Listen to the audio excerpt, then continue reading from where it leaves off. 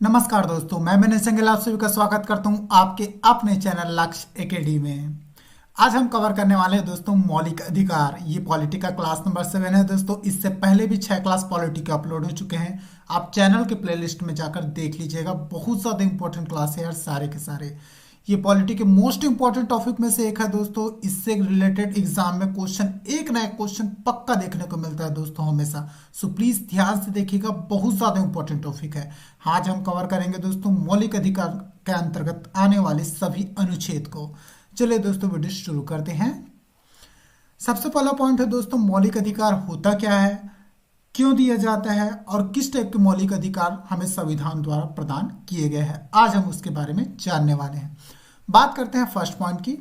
भारतीय संविधान में 7 प्रकार के मूल अधिकार प्रदान किए गए थे दोस्तों, जो कि मैं आपको पहले भी बता चुका हूं दोस्तों। जिसमें से संपत्ति के अधिकार को 44वें संविधान संशोधन 1978 द्वारा मूल अधिकारों की श्रेणी से निरस्त कर दिया गया, बिल्कुल याद रखिए, और इसे कानूनी अधिकारों की श्रेणी में रखा गया। इसके बाद से ही दोस्तों हमारे संविधान में 6 मौलिक अधिकार बच किए गए दोस्तों, क्योंकि संपत्ति के अधिकार को मौलिक अधिकार नहीं दोस्तों, कानूनी अधिकारों की श्रेणी में रखा गया। बहुत ज्यादा एमपी याद रखिए, कब रखा गया था? 44वें संविधान संशोधन 1978 द्वारा क्या किया गया था दोस्तों, कानूनी अधिकार में शामिल कर लिया गया था संपत्ति के अधिकार को। बिल्कुल याद रखिए, एग्जाम में डायरेक्ट क्वेश्चन बनता है, कई बार एग्जाम में ये क्वेश्चन पूछा गया है, बिल्कुल याद रखिए। नेक्स्ट बात करते हैं, संविधान सभा के भाग 3 में अनुच्छेद 12 से 35 तक मौलिक अधिकारों का व्यापक वर्णन देखने को मिलता है। बिल्कुल याद रखिए, कौन से भाग में दोस्तों? भाग 3 में। इससे पहले जो लेक्चर आया था दोस्तों नागरिकता का, उसमें बताया था मैंने, क्या बताया था? भाग 2 में। और भाग 2 में 5 से 11 तक जो है दोस्तों नागरिकता का प्रावधान होता है। इसमें भाग 3 में क्या है दोस्तों? अनुच्छेद 12 से 35 तक मौलिक अधिकारों का प्रावधान दिया गया है। बिल्कुल याद रखें, एग्जाम में डायरेक्ट क्वेश्चन बनता है यार, हर एक पॉइंट एक क्वेश्चन है दोस्तों। बिल्कुल याद रखिए, मोस्ट एमपी क्वेश्चन है। आप सब बिल्कुल मत सोचिए यार इतना थ्योरी है, इतना लेंदी है, क्या पढ़ेंगे। अरे आपको ऐसे ही पढ़ना है, बिल्कुल एग्जाम में ऐसे ही क्वेश्चन देखने को मिलता है दोस्तों, जिस टाइप का आप देख रहे हैं। ठीक है दोस्तों, इसलिए थ्योरी बहुत ज्यादा इंपॉर्टेंट है।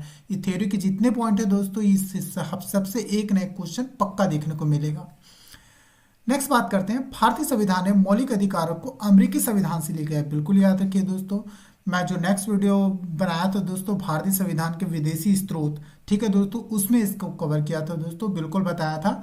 याद रखिए, बहुत ज़्यादा इंपॉर्टेंट है। इसके साथ ही दोस्तों अमेरिका से और क्या क्या लिया गया है, आप प्लीज़ कमेंट बॉक्स में कमेंट करके बताइएगा अगर आपने मेरा वीडियो देखा है। नेक्स्ट बात करते हैं दोस्तों, नेक्स्ट बात करते हैं, वर्तमान में मौलिक अधिकारों को 6 श्रेणियों में वर्गीकृत किया गया है, जो कि निम्न है। बिल्कुल याद रखिए, स्टार्टिंग में संविधान में 7 मौलिक अधिकारों को शामिल किया गया था, जिसमें से एक मौलिक अधिकार संपत्ति के अधिकार को क्या कर दिया गया दोस्तों, कानूनी अधिकार में रखा गया। कौन से संविधान संशोधन द्वारा? 44वें संविधान संशोधन 1978 के द्वारा। बिल्कुल याद रखिए, ऐसे ही इंपॉर्टेंट ट्रिक के साथ याद रखिए, आपको हमेशा याद रहेंगे। नेक्स्ट बात करते हैं, कितने टाइप के मौलिक अधिकार होते हैं? 6 टाइप के। सबसे पहला आता है समता का अधिकार। अनुच्छेद 14 से लेकर 18 के बीच में समता के अधिकार का वर्णन है, बिल्कुल याद रखिए। नेक्स्ट स्वतंत्रता अधिकार। स्वतंत्रता का अधिकार कहाँ है दोस्तों? 19 से लेकर 22 के बीच में। ये भी बहुत ज्यादा इंपॉर्टेंट, डायरेक्ट ऐसे ही क्वेश्चन बनता है यार, बिल्कुल याद रखिए। समता का अधिकार का वर्णन कहाँ से कहाँ तक है? 14 से 18, एग्जाम में डायरेक्ट क्वेश्चन बनता है। नेक्स्ट बात करें स्वतंत्रता अधिकार का वर्णन 19 से 22 तक। नेक्स्ट बात करते हैं शोषण के विरुद्ध अधिकार का वर्णन, बिल्कुल याद रखें 23 से 24 तक, ये भी इंपॉर्टेंट है। नेक्स्ट बात करें धर्म की स्वतंत्रता का अधिकार, अनुच्छेद 25 से 28 तक। नेक्स्ट बात करें संस्कृति और शिक्षा संबंधी अधिकार, 29 से 30 तक। नेक्स्ट बात करें संवैधानिक उपचारों का अधिकार, बिल्कुल याद रखिए अनुच्छेद 32 तक। ये सभी के सभी पॉइंट इंपॉर्टेंट है दोस्तों, ऐसे ही क्वेश्चन बनते हैं, डायरेक्ट याद रखिए, बहुत ज्यादा इंपॉर्टेंट है। चलिए दोस्तों अब इसके बारे में डिटेल जान लेते हैं।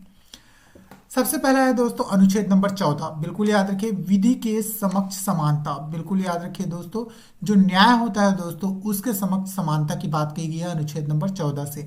चाहे आप स्त्री हो, पुरुष हो, किसी भी वर्ग के व्यक्ति हो, आपको एक समान न्याय मिलेगा दोस्तों न्यायालय में, ये बात कही गई है अनुच्छेद नंबर 14 में। नेक्स्ट अनुच्छेद नंबर 15, धर्म, नस्ल, लिंग, जन्म के स्थान पर आधार पर भेदभाव नहीं किया जाएगा। बिल्कुल दोस्तों, ये भी अनुच्छेद नंबर 15 में कहा गया है, आप किसी भी धर्म के हो, किसी भी नस्ल के हो, किसी भी लिंग हो दोस्तों, मतलब कि स्त्री पुरुष या फिर जेंडर बात करें, या फिर आपका जन्म कहीं भी हुआ हो, किसी भी आधार पर आपके साथ भेदभाव नहीं किया जाएगा, मतलब कि संविधान में आपको समान दर्जा दिया जाएगा। ये बात कही गई है दोस्तों अनुच्छेद नंबर 15 में। बिल्कुल यार ये थ्योरी है ना, जैसा लिखा है बिल्कुल हूबहू वैसा याद रखिए। एग्जाम में डायरेक्ट ऐसे ही क्वेश्चन देखने को मिलता है दोस्तों, सीधा क्वेश्चन बनता है। धर्म, नस्ल, लिंग या जन्म के स्थान के आधार पर संविधान में हमें स्थान दिया गया है, वो कौन से अनुच्छेद में कहा गया इसके बारे में बिल्कुल याद रखिए। 14, 15, 16 ऐसा पूछ दिया जाएगा, आपको पता होना चाहिए। अनुच्छेद नंबर 15 में कहा गया है। नेक्स्ट बात करते हैं अनुच्छेद नंबर 16। बिल्कुल याद रखिए, सरकारी पदों की प्राप्ति के लिए अवसर की समानता, ये भी अनुच्छेद नंबर 16 में कहा गया है दोस्तों। ये भी इंपॉर्टेंट है, याद रखिए। मतलब कि गवर्नमेंट जॉब जो चाहिए होता है दोस्तों, जिसकी आप अभी तैयारी कर रहे हैं, उसमें जो अवसर की समानता है उसके बारे में बात की गई है अनुच्छेद नंबर 16 में। नेक्स्ट बात करते हैं अस्पृश्यता या छुआछूत का अंत। ठीक है दोस्तों, छुआछूत के अंत या निराकरण के बारे में अनुच्छेद नंबर 17 में इसका प्रावधान है दोस्तों। बिल्कुल याद रखिए, मोस्ट एमपी है यार, कई बार एग्जाम में ये क्वेश्चन पूछा गया है, बिल्कुल याद रखिए, बहुत ज्यादा एमपी है।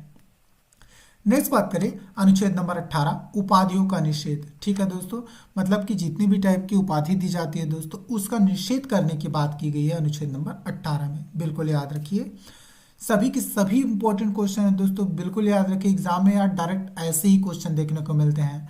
ठीक है दोस्तों, जितने भी टाइप के इंपॉर्टेंट अनुच्छेद हैं हम सभी अनुच्छेद के बारे में जानेंगे दोस्तों। नेक्स्ट पॉइंट पे आते हैं। नेक्स्ट बात करें अनुच्छेद नंबर 19 का। ठीक है दोस्तों, संविधान के अनुच्छेद नंबर 19 के द्वारा नागरिकों को 6 तरह की स्वतंत्रता प्रदान की गई है। वो 6 स्वतंत्रता कौन कौन से हैं आप देख लीजिए। सबसे पहला बात करें विचार और अभिव्यक्ति की स्वतंत्रता, मतलब कि किसी भी व्यक्ति को अपना विचार और अभिव्यक्ति एक साथ रखने की, किसी भी जगह पर रखने की स्वतंत्रता प्रदान करती है दोस्तों। नेक्स्ट बात करें अस्त्र शस्त्र रहित शांतिपूर्वक सम्मेलन की स्वतंत्रता, मतलब कि आप हथियार का प्रयोग न करते हुए कहीं भी शांतिपूर्वक सम्मेलन कर सकते हैं दोस्तों, इसके लिए आपको कोई रोक नहीं सकता। ठीक है दोस्तों, बिल्कुल याद रखिए, ये भी बहुत इंपॉर्टेंट है। जैसे कि अभी किसान आंदोलन हुआ था दोस्तों, जो दिल्ली में हुआ ना, आप देख सकते हैं, वो इसी का नतीजा है। नेक्स्ट बात करते हैं समुदाय और संघ बनाने की स्वतंत्रता। बिल्कुल याद रखिए, आप समुदाय ये संघ बना सकते हैं दोस्तों, इसके लिए भी आपको गवर्नमेंट नहीं रोकेगी, लेकिन हाँ सही तरीके से होना चाहिए। आप भगदड़ के थ्रू समुदाय संघ बनाकर, ठीक है दोस्तों, अपने मांगों को नहीं रख सकते। नेक्स्ट बात करते हैं भारत में अबाध भ्रमण की स्वतंत्रता। बिल्कुल याद रखिए, आप भारत के किसी भी प्लेस में दोस्तों, कोने कोने में कहीं भी अबाध भ्रमण कर सकते हैं दोस्तों, आपको कोई भी रोकेगा टोकेगा नहीं। लेकिन हाँ, जम्मू कश्मीर को छोड़कर, जम्मू कश्मीर के ऐसे कुछ इलाके हैं दोस्तों जो भारत में तो आते हैं, लेकिन वहाँ आप अबाध भ्रमण नहीं कर सकते। नेक्स्ट बात करते हैं भारत राज्य में आबाद निर्वास की स्वतंत्रता। बिल्कुल याद रखिए, ये भी जम्मू कश्मीर को छोड़कर आप सब जगह बस सकते हैं दोस्तों, लेकिन हाँ जम्मू कश्मीर में जमीन लेकर वहां रहकर निवास नहीं कर सकते आप, बिल्कुल याद रखिए। लेकिन भारत के किसी भी क्षेत्र में जाकर बस सकते हैं जम्मू कश्मीर को छोड़कर। ऐसा नहीं है सिर्फ जम्मू कश्मीर को छोड़कर, बिल्कुल याद रखिए यार, लद्दाख को भी लेके चलिए आप। ठीक है, नेक्स्ट बात करते हैं कारोबार की स्वतंत्रता। आप भारत के किसी भी राज्य में किसी भी जगह कारोबार कर सकते हैं, आपको कोई भी कारोबार करने से नहीं रोक सकता। ये भी अनुच्छेद नंबर 19 में कहा गया है दोस्तों, बिल्कुल याद रखिए। 6 के 6 पॉइंट इंपॉर्टेंट है यार, एग्जाम में डायरेक्ट ऐसे ही क्वेश्चन देखने को मिलते हैं। नेक्स्ट पॉइंट की तरफ चलते हैं दोस्तों। नेक्स्ट बात करें अनुच्छेद नंबर 20 की। ठीक है दोस्तों, इसमें अपराध के दोष सिद्धि के विषय में संरक्षण। बिल्कुल याद रखिए दोस्तों, यदि आप अपराधी हैं, आपके दोषी माना जा चुका है, तो उसके हित में भी आपको संरक्षण मिलेगा दोस्तों। जैसे किस टाइप के संरक्षण की बात की गई है, बिल्कुल याद रखिए। अगर आप महिला अपराधी हैं, ठीक है दोस्तों, तो संध्या के बाद आपको गिरफ्तार नहीं किया जा सकता दोस्तों, ये महिला अभिभाषकों को संरक्षण की बात की गई है। नेक्स्ट, अगर आप पुरुष अपराधी हैं तो आपको पुलिस जो तो 24 घंटे से अधिक सेल में नहीं रख सकती दोस्तों, आपको कोर्ट में पेश करना ही पड़ेगा। ये भी अपराध के दोष सिद्धि के संरक्षण में बात कही गई है दोस्तों। तीसरा, आपको वकील रखने का अधिकार है, चाहे आप कितने भी बड़े अपराधी क्यों न हो। ठीक है दोस्तों, ये सभी अनुच्छेद नंबर 20 में कहा गया है। नेक्स्ट बात करते हैं अनुच्छेद नंबर 21 की। व्यक्तिगत स्वतंत्रता के अधीन जीवन की सुरक्षा, बिल्कुल याद रखिए दोस्तों, व्यक्तिगत स्वतंत्रता तथा जीवन की आपको सुरक्षा करने का अधिकार है दोस्तों। ये दोनों जो अनुच्छेद नंबर 20 और 21 है दोस्तों, ये आपातकाल के दौरान भी निरस्त नहीं हो सकता। आपको अपनी जीवन बचाने के लिए कुछ भी करने का अधिकार है दोस्तों। आप जीवित रहने के लिए, अपने जीवन की सुरक्षा करने के लिए जो भी कदम उठाएंगे दोस्तों, उसे संविधान में सही माना गया है दोस्तों, बिल्कुल याद रखिए, इंपॉर्टेंट है। नेक्स्ट बात करते हैं अनुच्छेद 21 का की संविधान में 46वें संविधान संशोधन 2002 में अनुच्छेद 21 का को जोड़ा गया दोस्तों, जिसमें 6 वर्ष से लेकर 14 वर्ष के बच्चों की अनिवार्य शिक्षा का प्रावधान है। ये भी बहुत ज़्यादा इंपॉर्टेंट है, एग्जाम में डायरेक्ट क्वेश्चन बनता है दोस्तों कि 6 वर्ष से लेकर 14 वर्ष के बच्चों के अनिवार्य शिक्षा का प्रावधान किस संविधान संशोधन के द्वारा किया गया, बिल्कुल याद रखिए 86 नंबर के संविधान संशोधन द्वारा 2002 में। नेक्स्ट बात करें अनुच्छेद नंबर 22, बंदीकरण की अवस्था में संरक्षण, बिल्कुल याद रखिए दोस्तों, बंदीकरण की अवस्था जो अवस्था होती है दोस्तों, उसमें आपको संरक्षण की बात अनुच्छेद नंबर 22 में कही गई है। इसमें भी वही है दोस्तों, यदि आप दोषी पाए गए हैं, आपको बंदी बनाया गया है, तो आपको संध्या होने के बाद, अगर आप महिला मुजरिम हैं तो आपको पुलिस गिरफ्तार नहीं कर सकती संध्या होने के बाद। यदि आप पुरुष मुजरिम हैं दोस्तों, तो आपको वकील रखने का अधिकार है। पुलिस आपको 24 घंटे से अधिक सेल में नहीं रख सकती। और हाँ, गिरफ्तारी करने से पहले आपको पुलिस को ये बताना होगा कि आपकी गिरफ्तारी क्यों की जा रही है। ये सब बंदीकरण की अवस्था में संरक्षण की बात इसमें कही गई है दोस्तों, अनुच्छेद नंबर 22 में।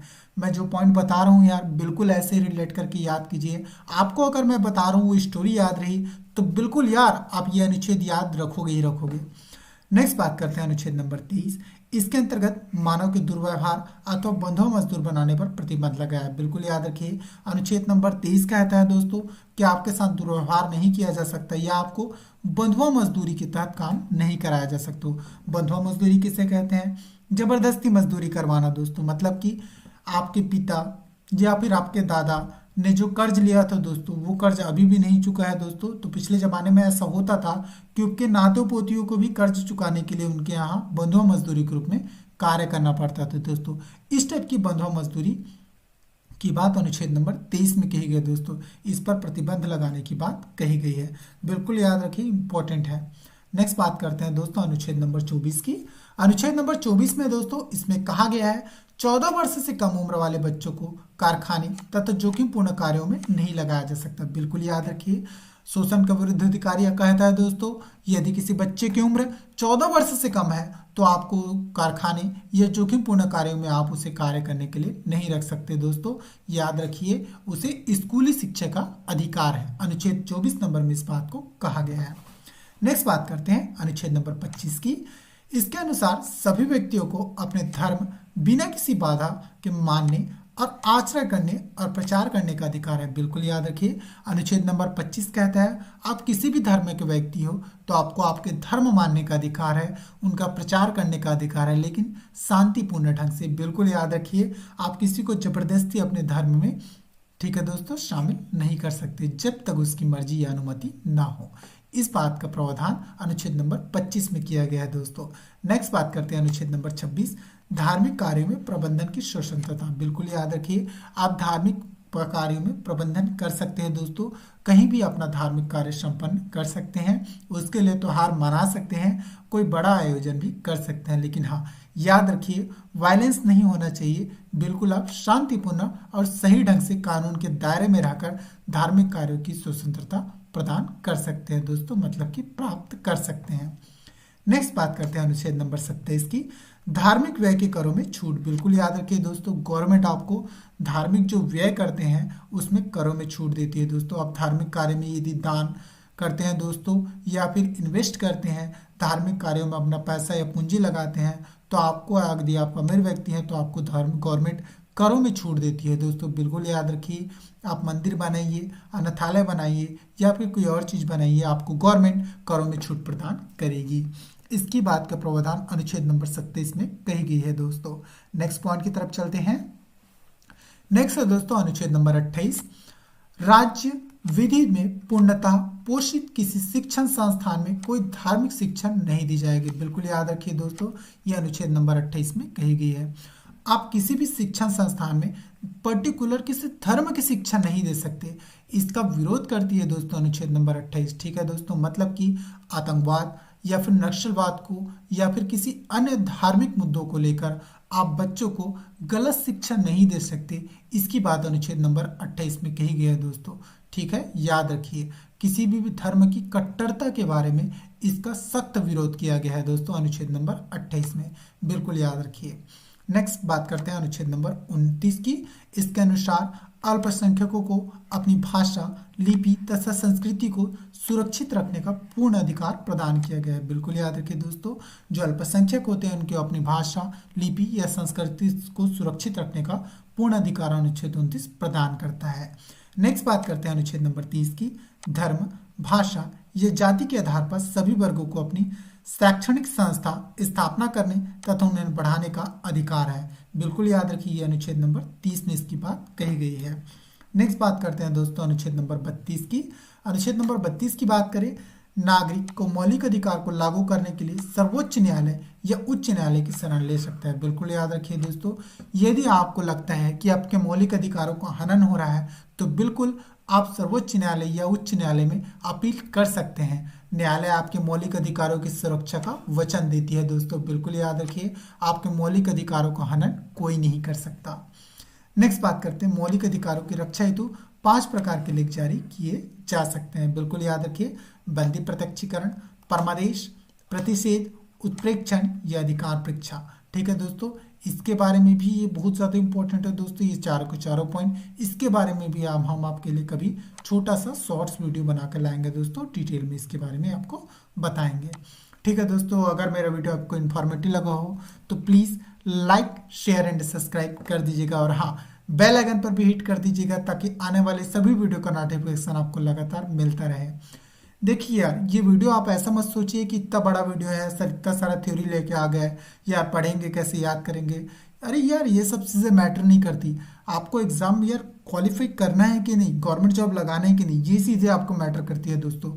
आप पेशेंस रखिए, बहुत अच्छे से पढ़ाई कीजिए, सभी की सभी पॉइंट इंपॉर्टेंट है, इसलिए ऐसा थ्योरी लेक्चर लेके आना पड़ा दोस्तों। कुछ भी एग्जाम में पूछा जा सकता है यार। आप एनटीपीसी, सीजीएसआई की लेवल की तैयारी करो, ग्रुप डी के लेवल की, कभी भी दोस्तों एग्जाम का लेवल अप, डाउन या मॉडरेट दिख सकता है दोस्तों, जिसमें इस टाइप के क्वेश्चन बिल्कुल देखने को मिलेंगे। आपको कंप्लीट नॉलेज होना चाहिए कि कहाँ पर किस टाइप का क्वेश्चन बन सकता है। ठीक है दोस्तों, अगर मेरा वीडियो आपको इन्फॉर्मेटिव लगा हो तो please like, share and subscribe कर दीजिएगा, और हाँ, बेल आइकन पर भी हिट कर दीजिएगा ताकि आने वाले सभी वीडियो का नोटिफिकेशन आपको लगातार मिलता रहे। आपके लाइक, शेयर एंड सब्सक्राइब से दोस्तों हमें मोटिवेशन मिलता है और हम और ज़्यादा बेहतर वीडियो बनाने का प्रयास करते हैं। सो प्लीज़ सब्सक्राइब करना आपको नहीं भूलना है। ठीक है दोस्तों, मिलते हैं नेक्स्ट वीडियो में। Bye bye, thank you.